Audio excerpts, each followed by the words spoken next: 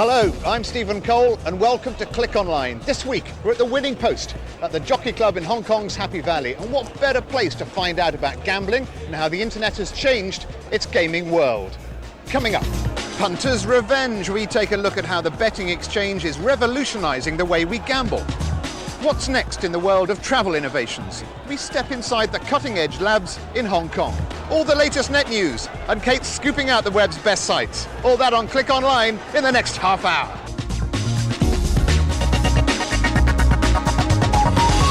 But first, we're here in the grandstand of Hong Kong's Happy Valley Racecourse, where city and country meet. Horse racing is a popular pastime for sports lovers and gamblers in Hong Kong.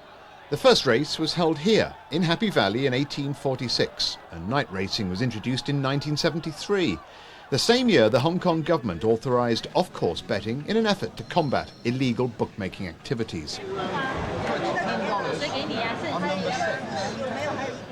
The club has some of the most technologically advanced facilities in Asia. There's online betting services, restricted to Hong Kong punters, as offshore gambling is illegal. You can also bet through a mobile phone, electronic card and CIT PDA. And there's a media hall equipped with sockets for connection of electronic betting devices. All in all, it's a high-tech gambler's paradise. Now, since the inception of the betting shop, it's been widely acknowledged that there's a love-hate relationship between the punter and the bookie. But now, thanks to the internet, punters in certain parts of the world are starting to take revenge for their vast accumulated losses. Let's take a look at the rise of the betting exchange. Whether it be a friendly wager, a frivolous flutter, or $1 million stake, punters have been parting with their hard-earned cash and goods since time began. So it's an age-old institution, and for many stalwarts, it's become a way of life. But now a humble .com is revolutionising the way we bet. These are the offices of Betfair, a .com based in London and the world's first betting exchange. It works on the same principles as the stock exchange. If you want to bet, you log on and outline the bet, then how much to wager and at what odds. Another online customer who wants to bet the other way also lodges their offer. Who'll be the next Pope? Who's to be crowned this year's Miss World? Who'll win the World Cup? The company's computer system then marries the two and takes a cut, a commission. In short, a betting exchange bypasses the bookmaker and matches both sides of a bet on the internet. It gives punters the opportunity to lay a price and bet against a team. And that begs the question, could losing be more lucrative than winning? The British Horse Racing Board thinks so. It's called for an independent inquiry into betting exchanges. Betfair says it's working with the authorities and every transaction has a detailed audit trail. We don't say, oh, it's not right for a trainer to bet on a horse either for or against it. The Jockey Club can make those rules and the Jockey Club can act on the information that we can provide. But what's important from our side and from the integrity point of view is that everything is trackable to an end client. So there is no opportunity to do something without having put your fingerprints all over whatever it is you've done. But the international racing world remains wary, and particularly in Asia. Lawrence Wong is the chief executive of the Hong Kong Jockey Club. He's recently been elected vice chairman of the International Federation of Horse Racing Authorities. He's also at the helm of the Asian Racing Federation, making him arguably the most influential man in the thoroughbred world. He says it's only a matter of time before betting exchanges breed real scandals.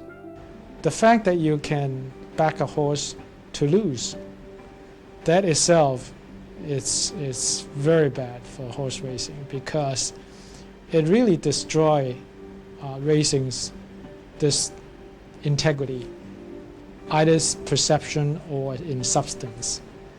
Because how many scandals can you have before you can completely lose all your fans? Mr. Wong has been busy recruiting signatures to a good neighbour policy, and that's essentially an attempt to crack down on illegal gambling. It prevents punters in one country from betting on racing in another good neighbour country without permission. Now, that might work in Asia, But can this promise, which is all it is really stem the tide of illegal betting and bring about real reform internationally? Mr. Wong admits it's a tall order, but he says it's a step in the right direction. But if we can get a majority of countries to sign up together, we'd have a much better chance to convince the governments to put this in a higher priority to stop the leakage. It's illegal for punters in Hong Kong to gamble overseas using the internet or telephone, and Betfair says its sophisticated computer systems will reject a bet from a Hong Kong punter on a local race. Nevertheless, the concept has caught on, and there are now around 24 betting exchanges worldwide. But it seems authorities are reluctant to embrace change, preferring to call for investigations and rely on goodwill policies. In short, are burying their heads in the sand. There are plenty of people who are trying to do precisely that and who don't want to recognise that what the internet has done is break down geographical barriers that previously made protectionism possible. And so the betting exchange could mean a painful technological revolution for the bookmaker and government bodies the world over. The fact remains, you can't stop progress. History is littered with people who have resisted change and fallen by the wayside, although no one is giving odds on that at the moment. So as you can see, the internet has opened up a whole can of worms for the racing world. Well, somebody who knows the ins and outs of betting better than most people in Hong Kong is Murray Bell, who's racing editor of the South China Morning Post. Murray, what's the biggest conundrum facing racing? Well, everyone seems to think, Stephen, that it's an integrity issue, but I really think that's a fear rather than a reality. Hong Kong racing is already turning over through the legal channels 100 million Hong Kong dollars a race. So if there was an integrity issue or a temptation in Hong Kong racing, it's been here long before the internet. The integrity in a racing actually starts in the steward's room, and it's that tight policemanship, if you like, that keeps racing straight. What happens outside is merely a reflection of what the public and the punters think about how a race will unfold. What's your opinion of the betting exchange, and does it raise problems for the industry? I think the betting exchanges are commercial reality arriving to the betting business. It's just like any other business. If you're out there trading in a commodity and you're getting a handsome profit margin, someone's going to identify an opportunity there and come in and undercut you. They're going to come up with possibly a better product at a cheaper price, and in my view, that's what betting exchanges are to the bookmaking industry. You're not being very nice to the bookmaking industry, are you? What about the poor old bookie? Well, the poor Sorry, I rephrased that. Poor old bookies?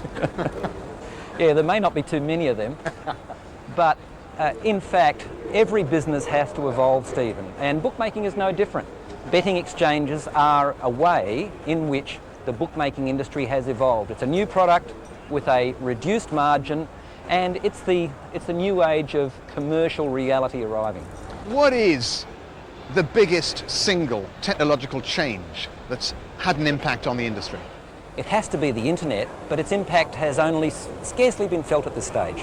It's really been a ripple effect, but it can become a big wave. It is the technology which gives us the chance to stride the entire betting world. Does that mean you think the Good Neighbour policy makers, the Good Neighbour policy people who have signed, are basically burying their heads in the sand? I think that might be a little bit too strong. What it is it's their attempt at finding a solution at this point in time. Is it the right solution? I'd respectfully suggest not. Is there a right solution? Well, I think there's going to be something that's going to be more thought out in the future than the Good Neighbour policy is in the present. And it will be a solution that has a much more commercial foundation, and it won't be something where the various authorities say, you keep your punters and we'll keep ours. It'll be much more commercially oriented, and they'll give us freedoms such as we have in the stock exchange, such as we have in banking, where we can basically do it where we like. You don't like it, but is there an upside to the Good Neighbour policy? Absolutely, Stephen. Lawrence Wong, the chairman of the Asian Racing Federation, has a wonderful opportunity here. He has garnered a lot of goodwill among all of the major Asian racing countries, all the participants to the Good Neighbour policy. And what he could do now, if he chooses, is to begin to foster a real platform for change. You mean embrace the technology? Embrace the technology, and be a champion for wagering reform, bringing down the taxation rates, not just in Hong Kong, but around the world, because I promise you that even the most professional players can't make racing work on the win and place pool at the percentages that most of the big countries currently take out. Murray Bell of the South China Morning Post, thank you very much indeed. So, what do you think? Has the internet thrown open a host of ethical and legal dilemmas for gamblers and bookies around the world? And are the authorities tackling the issue head on? Email us your views. The address is coming up shortly. Still to come from Hong Kong. The latest innovation for travellers. We check out the latest at a high-tech Hong Kong laboratory. All the net news that matters, and Kate's weekly web wonders. So, don't go away.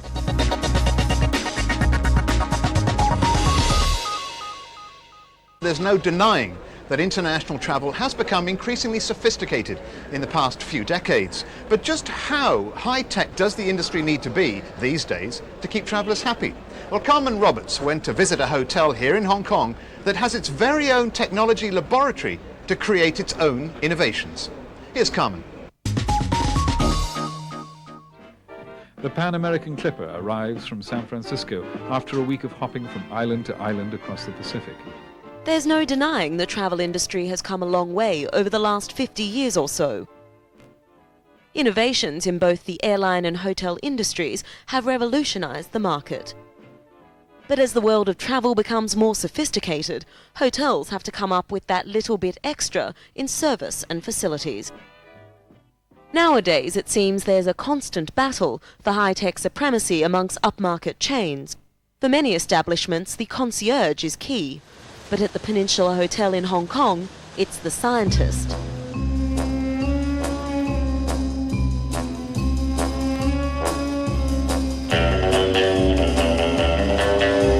Yes, they do it differently here.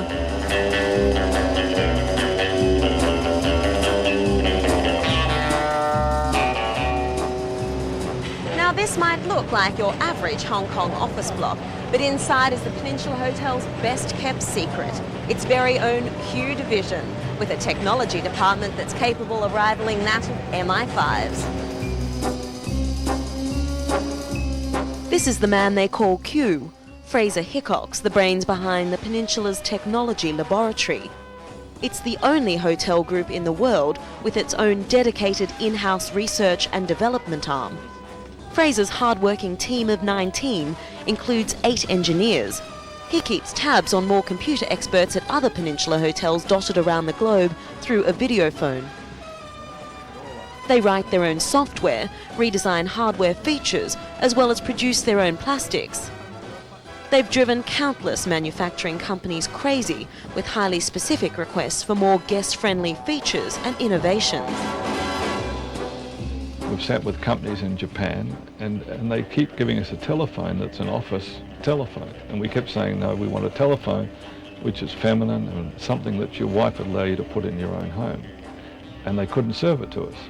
And so finally we had to redesign the telephone ourselves, which we did here. The hotel's phones are now designed to stand upright. It can tell you the time in your home country, as well as the outside air temperature, linked to sensors on the rooftop.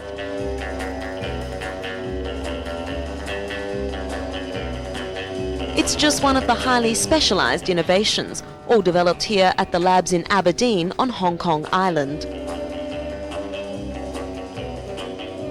Manufacturing companies have since copied some of these designs and technologies. Competitors have even been known to check in and dismantle a room just to find out the technological secrets and steal ideas.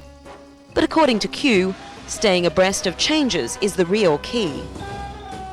We stay in touch with these manufacturers and we try and learn how they're applying it so that when it starts to happen, we can be in the forefront and take advantage of it. And a case in point would be organic LED. You know, this has a great future and I'm a great believer in it. The obvious advantage to us is that it reduces our heat load in the room, it reduces our power consumption, and it gives us more flexibility to do things which the guests might appreciate.